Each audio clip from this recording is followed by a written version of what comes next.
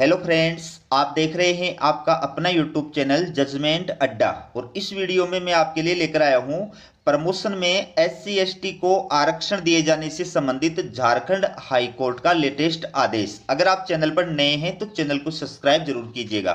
चलिए वीडियो की शुरुआत करते हैं। ये आप देखिए, राज्य सरकार का 2003 में जारी संकल्प अब नहीं रहेगा प्रभावी, बनानी होगी नियमावली। दोस्तों, ये पूरा जो है इंफॉर्मेटिव वीडियो है, कंपटीशन एग्जाम की दृष्टि से भी यूजफुल वीडियो है और नॉलेज की दृष्टि से भी यूजफुल वीडियो है। इसलिए आपसे रिक्वेस्ट है कि पेशेंस रख करके पूरा वीडियो देखिएगा। सबसे पहले आप न्यूज देखिए, उसके बाद में मैं विस्तार से आपको इसको समझाऊंगा। मंगलवार को बड़ी खबर आई है, झारखंड हाईकोर्ट ने प्रमोशन में एससी एसटी को आरक्षण दिए जाने से संबंधित मामले में महत्वपूर्ण आदेश दिया है।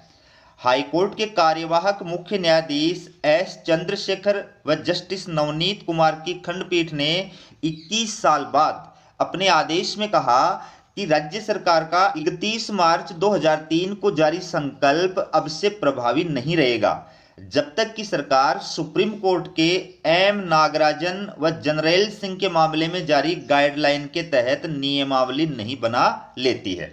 तो दोस्तों, आपको ये भी बताऊंगा कि ये के एम नागराजन और जनरल सिंह का मामला क्या था और सुप्रीम कोर्ट ने इसके अंदर क्या डिसीजन दिया था, और प्रमोशन में एससी एसटी आरक्षण का मामला जो है वो क्या है। तो शुरुआत जो करते हैं वो अपन करते हैं इंदिरा साहनी बनाम भारत संघवाद 1992। सर्वोच्च न्यायालय के 9 न्यायाधीशों की एक पीठ ने इंदिरा साहनी बनाम भारत संघवाद 1992 में, जिसको कि मंडल आयोग के नाम से भी जाना जाता है, और एक डिसीजन दिया था। और उस डिसीजन में जो है क्या कहा था उन्होंने इस डिसीजन में एक तो क्रिमिलेयर की जो परिभाषा है वो प्रदान की थी। दूसरी बात इन्होंने ये कही थी कि अनुच्छेद 16 खंड 4 में जो आरक्षण प्रदान किया गया है वो 50% से अधिक नहीं होना चाहिए।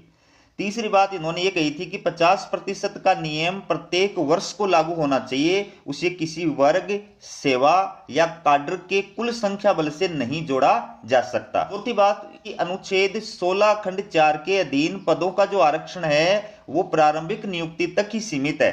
इस नियम को लागू करके प्रमोशन के मामले में आरक्षण नहीं किया जा सकता है, और यदि प्रमोशन के अंदर आरक्षण विद्यमान है तो वो 5 वर्ष तक ही चलेगा। ठीक है, यानी 16 नवंबर 1997 तक ही चलेगा। ठीक है, लेकिन एससी और एसटी के लिए पदोन्नति में आरक्षण जो है वो चलता रहेगा। लेकिन ये जो फैसला दिया गया था, इस फैसले को बाद में जो है सरकार के द्वारा 3 संविधान संशोधन किए गए थे। वो तीनों संविधान संशोधनों में क्या क्या प्रावधान किए गए थे वो भी आप देखिए। सबसे पहले जो संविधान संशोधन है वो है 77वां संविधान संशोधन 1995। ठीक है, इस संविधान संशोधन के अंदर अनुच्छेद 16 के अंदर एक नया खंड जोड़ा गया, अनुच्छेद 16 खंड 4A। अनुच्छेद 16 खंड 4A में क्या प्रावधान किया गया कि राज्य पिछड़े हुए नागरिकों के पक्ष में जिनका राज्य की राय में राज्य के अधीन सेवाओं में पर्याप्त प्रतिनिधित्व नहीं है, उनके लिए पदों के आरक्षण का प्रावधान कर सकते हैं। तो संसद के द्वारा ये 77वां संविधान संशोधन 1995 जो है पारित करके, और जो पदोन्नति में आरक्षण की जो समय सीमा तय की गई थी उस समय सीमा को हटा दिया गया था। ठीक है, अब बात करते हैं 81वां संविधान संशोधन 2000। इस संविधान संशोधन के अंदर संविधान में संशोधन करके अनुच्छेद 16 में एक नया खंड जोड़ा गया 4B, यानी अनुच्छेद 16 खंड 4B से एक नया खंड जो है वो संविधान में शामिल किया गया कि यदि पिछड़े वर्ग के अभ्यर्थी उपलब्ध नहीं हुए तो रिक्त पदों को अधिकतम 3 वर्ष तक कैरी फॉरवर्ड किया जा सकता है, यानी आगे ले जाया जा सकता है, जिसके पश्चात वे लेप्स हो जाएंगे। 3 साल के बाद में वो पद जो है वो लेप्स हो जाएंगे। इसके बाद में बात करते हैं 85वां संविधान संशोधन 2001, जो 17 जून 1995 से प्रभावी किया गया था। इस संविधान संशोधन के द्वारा अनुच्छेद 16 के खंड 4A के अंदर संशोधन किया गया, और संशोधन करके क्या प्रावधान किया गया कि एससी और एसटी के सरकारी कर्मचारियों को आरक्षण नियमों के तहत प्रमोशन के मामले में आरक्षण का प्रावधान किया जा सकता है। ठीक है, अब प्रमोशन में एससी एसटी के आरक्षण को लेकर के जो झारखंड हाई कोर्ट का डिसीजन आया है वो के एम नागराजन और जनरल सिंह मामले से जुड़ा हुआ है। तो ये मामला क्या था और इसमें सुप्रीम कोर्ट ने क्या कहा था वो पहले आप देखिए, उसके बाद में आगे आपको न्यूज बताऊंगा। दोस्तों, सुप्रीम कोर्ट के अंदर एक सिविल रिट याचिका संख्या 61/2002 दायर की गई थी, जिस पर सुनवाई करते हुए सुप्रीम कोर्ट के द्वारा 19 अक्टूबर 2006 को जो है डिसीजन दिया गया था। तो ये जो सुप्रीम कोर्ट के द्वारा 5 जजों की पीठ के द्वारा डिसीजन दिया गया था, इस मामले की सुनवाई करते हुए इसी को एम नागराजन बनाम भारत सरकार मामले के नाम से जाना जाता है। तो ये मामला जो था, इसमें क्या डिसीजन दिया गया था वो आप देखिए। दरअसल 2006 में एम नागराजन बनाम भारत संघ मामले में सुनवाई करते हुए 5 जजों की ही संविधान पीठ ने फैसला दिया था कि सरकारी नौकरियों में प्रमोशन के मामले में SC ST वर्गों को संविधान के अनुच्छेद 16 खंड 4 और 16 खंड 4 ख यानी 4B के अंतर्गत आरक्षण दिया जा सकता है। पर आरक्षण के इस प्रावधान में कुछ शर्तों को जोड़ते हुए अदालत ने यह भी कहा कि प्रमोशन में आरक्षण देने के लिए किसी भी सरकार को नीचे लिखे मानदंडों को पूरा करना होगा। तो एम नागराजन बनाम भारत संघ मामले में सुप्रीम कोर्ट के 5 जजों की खंडपीठ के द्वारा फैसला देते हुए क्या कहा गया कि प्रमोशन में SC ST को आरक्षण दिया जा सकता है, लेकिन उसके लिए जो राज्य सरकारें हैं उनको ये नीचे लिखे गए जो मानदंड है, शर्तें हैं, इनको पूरा करना होगा। और शर्तें क्या बताई है, इसके अंदर 3 शर्तें बताई गई है, वो आप देखिए। पहला है समुदाय का पिछड़ापन, यानी राज्य सरकारों को डाटा कलेक्ट करके ये सिद्ध करना पड़ेगा कि जिस कैटेगरी के लिए वो प्रमोशन में आरक्षण का प्रावधान करने जा रही हैं उस समुदाय का पिछड़ापन जो है कितना है, उसकी क्या स्थिति है। ठीक है। दूसरी बात है प्रशासनिक हलकों में उनका अपर्याप्त प्रतिनिधित्व है, यानी राज्य सरकार को जिस कैटेगरी के लिए वो प्रमोशन में आरक्षण का प्रावधान करने जा रही है उसके लिए पहले जो है ये डाटा इकट्ठा करना पड़ेगा और उन डाटा के आधार पर यह सिद्ध करना पड़ेगा कि प्रशासनिक सेवाओं में यानी सरकारी नौकरियों में उनका जो प्रतिनिधित्व है वो पर्याप्त नहीं है। तीसरी बात है कुल प्रशासनिक कार्य क्षमता, यानी सरकार को यह भी सिद्ध करना पड़ेगा कि अगर उस कैटेगरी के अभ्यर्थियों को प्रमोशन में आरक्षण प्रदान किया जाता है तो इससे प्रशासनिक कार्य कुशलता पर कोई विपरीत प्रभाव नहीं पड़ेगा। ठीक है। तो ये 3 जो बिंदु हैं, 3 जो मानदंड है वो सर्वोच्च न्यायालय के द्वारा एम नागराजन और भारत सरकार मामले में सुनवाई करते हुए डिसीजन दिया गया था और यह कहा था कि राज्य सरकारें इन मानदंडों के आधार पर जो है अपने यहाँ कानून बना करके और SC ST को प्रमोशन में आरक्षण प्रदान कर सकती है।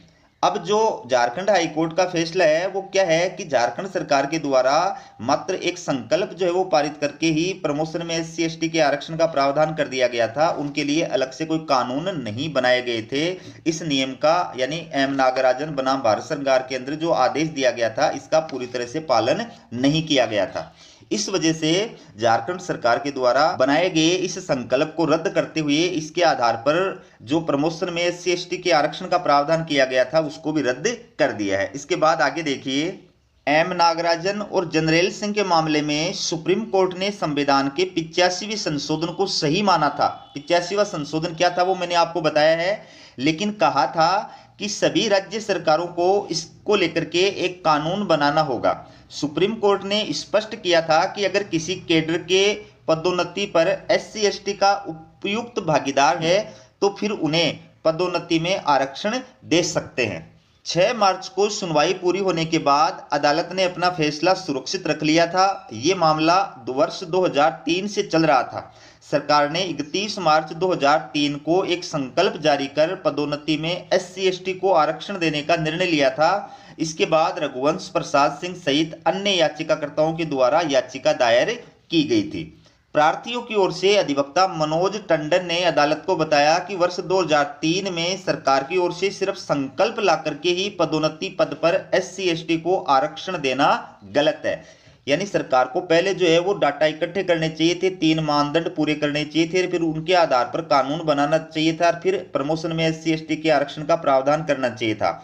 लेकिन झारखंड की राज्य सरकार ने क्या किया कि मात्र एक संकल्प ला करके, रिजोल्यूशन ला करके जो है पदोन्नति में आरक्षण का प्रावधान कर दिया था। ठीक है।